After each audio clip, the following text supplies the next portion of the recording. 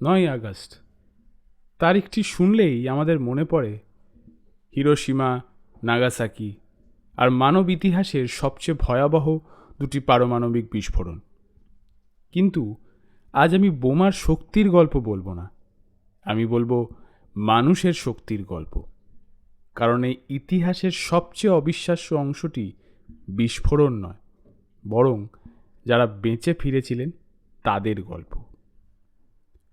অনেকেই জানেন 6 আগস্ট 1945-এ হিরোশিমায় প্রথম পারমাণবিক বোমা ফেলা হয়, আর 3 দিন পর 9 আগস্ট নাগাসাকিতে দ্বিতীয়টি।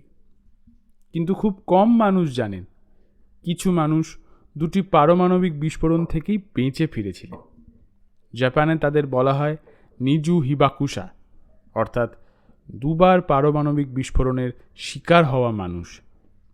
সবচেয়ে পরিচিত নাম সুটোমু ইয়ামাগুচি। তিনি অফিসের কাজে হিরোশিমায় ছিলেন। বোমা বিস্ফোরণে গুরুতর আহত হলেও পরের দিন ট্রেনে করে নিজের শহর নাগাসাকিতে ফিরে যান।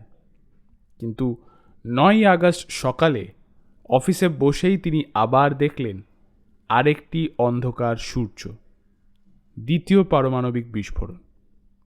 একজন মানুষ, দুটি অ্যাটমিক বম, তবুও তিনি বেঁচে ছিলেন।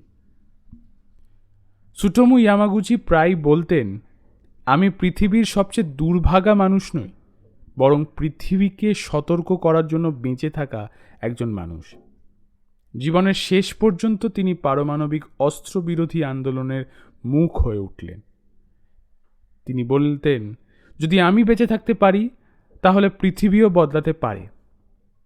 আরেকটি অজানা তথ্য, জাপান সরকার বহু বছর পরে তাকে আনুষ্ঠানিকভাবে স্বীকৃতি দেয় দুটি পারমাণবিক বিস্ফোরণের প্রত্যক্ষ জীবিত সাক্ষী হিসেবে। এমন স্বীকৃতি পাওয়া মানুষের সংখ্যা অত্যন্ত কম। হিরোশিমা ও নাগাসাকির গল্প শুধু যুদ্ধের ইতিহাস নয়, এটি মনে করিয়ে দেয় প্রযুক্তি যতই শক্তিশালী হোক, মানবতা তার চেয়েও বড় হওয়া উচিত। একটি বোমা একটি শহর ধ্বংস করতে পারে, কিন্তু একজন মানুষ নিজের অভিজ্ঞতা দিয়ে প্রজন্মের পর প্রজন্মকে শিক্ষা দিতে পারেন। আজ 9 আগস্টে আমরা শুধু নিহতদের স্মরণ করি না, আমরা স্মরণ করি সেই মানুষগুলোকেও যারা মৃত্যু দেখেও মানবতার পক্ষে কথা বলা বন্ধ করেননি। কারণ ইতিহাসের সবচেয়ে বড় শক্তি ধ্বংস নয়, স্মৃতি। জানার মধ্যেও অজানা উইথ দীপের এই এপিসোড আজ এইটুকুই।